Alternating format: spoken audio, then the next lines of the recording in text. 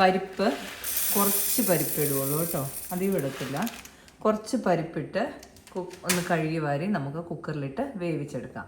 തീ കത്തിച്ച് കൊടുത്ത് പരിപ്പ് അടുപ്പത്ത് വെച്ച് നമുക്ക് പാകത്തിന് ഉപ്പിട്ട് കൊടുത്ത് വേവിച്ചെടുക്കാം.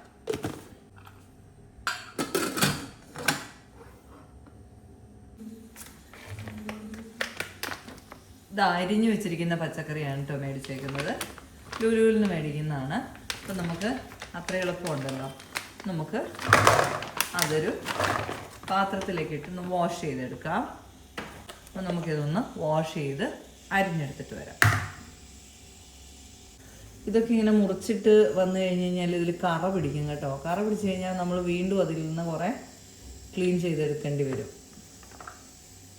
വെണ്ടയ്ക്ക ഒറ്റ പീസായിട്ടാണെങ്കിൽ നമുക്ക് ആ പുറം ഭാഗം മാത്രം ഒന്ന് ചെത്തി കളഞ്ഞാൽ മതി. കറ പിടിച്ചിരിക്കുന്നത് ഫ്രഷ് ആയിരിക്കണം, അല്ലെങ്കിൽ അന്നന്നത്തെ ആയിരിക്കണം. ഇതിപ്പം ഡേറ്റ് വ്യത്യാസം ഉണ്ടെന്ന് തോന്നുന്നു.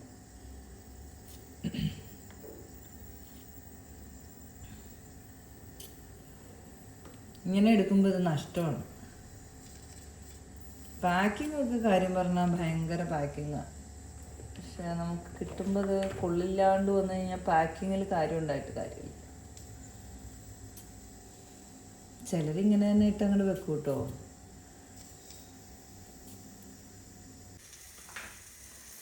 ഇതാ വനിതാ കുടുംബശ്രീ പ്രൊഡക്റ്റ് സാക്കോൺ ഡിലീറ്റ്സ്. വളരെ നഷ്ടമാണ് കേട്ടോ നമുക്ക് ഈ സാധനം വാങ്ങുന്നത്.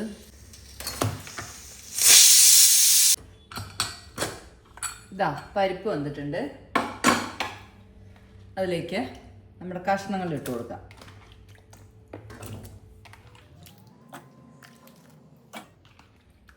തക്കാളി മുറിക്കാൻ മറന്നുപോയി.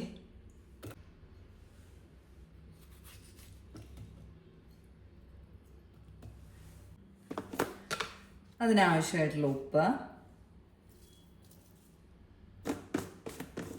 പുളി പിഴിഞ്ഞ് വെച്ച് വേവിക്കണമെങ്കിൽ അങ്ങനെ വേവിക്കാം കേട്ടോ. നമുക്ക് പാകത്തിന് വെള്ളം, മൂടി വെച്ച് വിസിൽ വരുന്നതിന് മുമ്പ് നിർത്തി കൊടുക്കാം കേട്ടോ. ഒരു വിസിൽ വരെ ഹൈ ഫ്ലെയിമിലിട്ട് ഒറ്റ വിസിൽ വരച്ച് നിർത്തുക.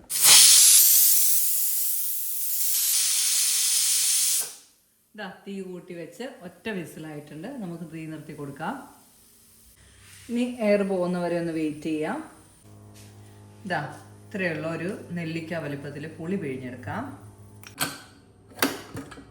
ഇതാ നമ്മുടെ പച്ചക്കറിയൊക്കെ വെന്ത് കിട്ടിയിട്ടുണ്ട് കേട്ടോ. അത് തക്കാളി പോലും ഉടഞ്ഞു പോയിട്ടില്ല കേട്ടോ.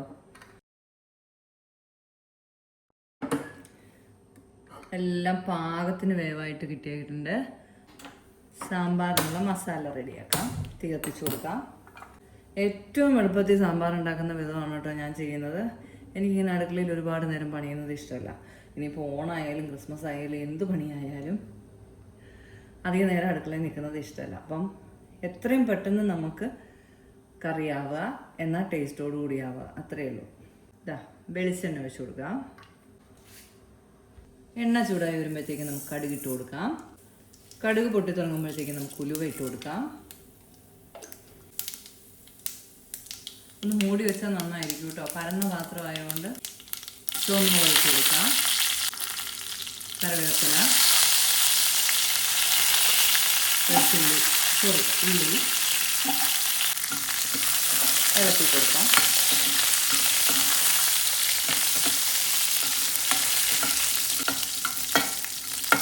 ഇളക്കാൻ വെള്ളം പോകുന്നവരെ ഒന്ന് വെയിറ്റ് ചെയ്ത് കഴിഞ്ഞാൽ കയ്യിലൊക്കെ പൊട്ടിത്തെറി ഒഴിവാക്കാം.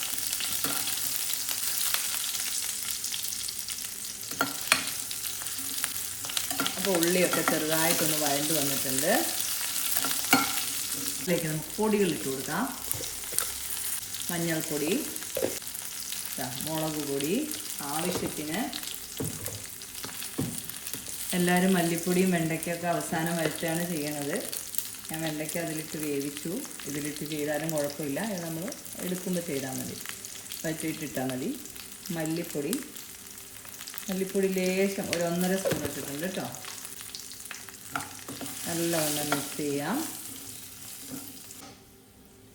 വീട്ടിലുണ്ടാക്കുന്ന സാമ്പാർ പൊടിയുള്ളവർ അത് ചേർക്കാം. അല്ലാത്തവര് കടയിൽ നിന്ന് വാങ്ങുന്ന സാമ്പാർ പൊടി ചേർക്കണം. സാമ്പാർ പൊടി ഇട്ട് കൊടുക്കാം. കുറച്ച് സാമ്പാറേ ഉള്ളതുകൊണ്ട് ഒരു 1 ടേബിൾ സ്പൂൺ ഓഫ് സാമ്പാർ പൊടി നല്ലവണ്ണം ഇളക്കി കൊടുക്കണം. അധിക സമയമൊന്നും വേണ്ട. ഇതായി കഴിഞ്ഞു. അതിലേക്ക് നമ്മൾ പിഴിഞ്ഞു വെച്ച പുളിവെള്ളം ഒഴിച്ചു കൊടുക്കാം. കല്ലോ മണ്ണോ ഒക്കെ ഉണ്ടെങ്കിൽ പോകാൻ വേണ്ടിയിട്ടാണ് കേട്ടോ അരിച്ചൊഴിച്ചത്. അല്ലെങ്കിൽ അരിച്ചൊഴിച്ച് എടുത്ത് വെക്കുക. നല്ല കളർ വന്നില്ലേ? ഇപ്പോൾ പാകത്തിനുള്ള കളർ വന്നിട്ടുണ്ട്. ഇനി നമുക്ക് പരിപ്പിൻ്റെ വെള്ളം ഒഴിക്കാം. അപ്പം അതൊന്ന് നല്ലവണ്ണം മിക്സ് ചെയ്യുക. 1 സ്പൂൺ കായപ്പൊടി ഇട്ട് കൊടുക്കുന്നുണ്ട്. 1 ടീസ്പൂൺ കായത്തിൻ്റെ ആ ടേസ്റ്റ് ഒന്ന് വരാൻ വേണ്ടി. അത് നമ്മൾ വഴറ്റുമ്പോൾ ഇട്ട് കൊടുത്താൽ കുറച്ചുകൂടി നല്ലതാണ് കേട്ടോ. ഞാനത് എപ്പോഴും വിട്ടുപോകും. കാരണം എന്താ അറിയില്ല, അവസാനം ഇടാൻ ഓർക്കുള്ളൂ. പിന്നെ ഇതാ നമ്മുടെ കഷ്ണങ്ങൾ ഇട്ട് കൊടുക്കും. പരിപ്പ് നല്ല വെന്ത് വന്നിട്ടുണ്ട്. അതുകൊണ്ട് പരിപ്പ് അങ്ങനെ കാണാൻ പാകത്തിനൊന്നും കിടക്കത്തില്ല. നല്ല കുഴമ്പ് പരുവത്തിലാണ്. അപ്പോൾ അതേ കുക്കറും കൂടെ കഴുകി ഒന്ന് ഒഴിച്ചു കൊടുത്തിട്ടുണ്ട്.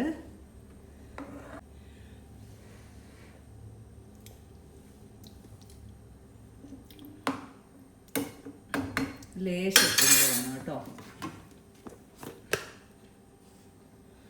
ഒരു പൊടിക്കുപ്പും കൂടെ വേണം. ടേസ്റ്റ് ബാലൻസ് ചെയ്യാൻ 1 നുള്ളു പഞ്ചസാരയൊക്കെ എല്ലാവരും ഇട്ട് കൊടുക്കാറുണ്ട്. വേണമെങ്കിൽ മാത്രം ലേശം പഞ്ചസാര ഇട്ട് കൊടുക്കുക. പക്ഷേ ഇട്ടില്ലെങ്കിലും ഒരു പ്രശ്നവുമില്ല. നമ്മുടെ ടേസ്റ്റിന് വ്യത്യാസമൊന്നുമില്ല. നമ്മുടെ വീട്ടിലുണ്ടാക്കുന്നതല്ലേ. പിന്നെ ഷുഗർ ഉള്ളവർക്കൊക്കെ ഈ പഞ്ചസാര അതിൻ്റെ ആവശ്യമില്ലല്ലോ. അല്ല, വീട്ടിലെല്ലാവരും കൂട്ടുന്നതല്ലേ. അപ്പോൾ അത് നമുക്ക് അങ്ങ് ഒഴിവാക്കാം. ടേസ്റ്റ് അല്ലെങ്കിൽ നമ്മൾ വെക്കുന്ന കറിക്ക് എല്ലാം മധുരമായിരിക്കും. ഒരു ചെറിയ മധുരം കാണും. പുളിശ്ശേരി വെച്ചാലും സാമ്പാർ വെച്ചാലും ടേസ്റ്റ് വൈസ് ഒരു ചെറിയ മധുരം വരുന്നത് എല്ലാവർക്കും ഇഷ്ടമാണ്. വേണമെങ്കിൽ ലേശം കറിവേപ്പില തൂകി നമുക്ക് തീ നിർത്താം. ഇനി ഇത് പറ്റിപ്പോണ്ട ആവശ്യമില്ല. പാകമാണ്. പുളിയൊക്കെ പാകത്തിനുണ്ട്. ഓക്കെ. അപ്പോൾ തീ നിർത്തി കൊടുക്കാം. അപ്പോൾ നമ്മുടെ ഓണരുചികളിൽ സാമ്പാർ വിഭവം റെഡി ആയിട്ടുണ്ട്. നല്ല കൊഴുപ്പോട് കൂടിയിട്ടാണ്. പരിപ്പൊക്കെ നല്ലവണ്ണം വെന്ത് വന്നിട്ടുള്ളത് കൊണ്ട് നല്ല കൊഴുപ്പുണ്ടാവും. നമ്മളതിൽ സ്പെഷ്യലായിട്ട് കൊഴുപ്പിന് വേണ്ടിയിട്ടൊന്നും ചേർക്കേണ്ട കാര്യമില്ല. എല്ലാവരും നമ്മൾ എളുപ്പത്തിൽ സാമ്പാർ വയ്ക്കുന്ന രീതി ഒന്ന് ട്രൈ ചെയ്ത് നോക്കുക കേട്ടോ. ഇതാണ് ഏറ്റവും എളുപ്പമുള്ള രീതി. പരിപ്പ് വേവിക്കുക, പച്ചക്കറി ഇതിലേക്ക് ഇടുക, വേവിക്കുക, താളിക്കുക, എടുക്കുക. നമുക്ക് അടുത്ത വിഭവമായി അടുത്ത വീഡിയോയിൽ കാണാം. ബൈ.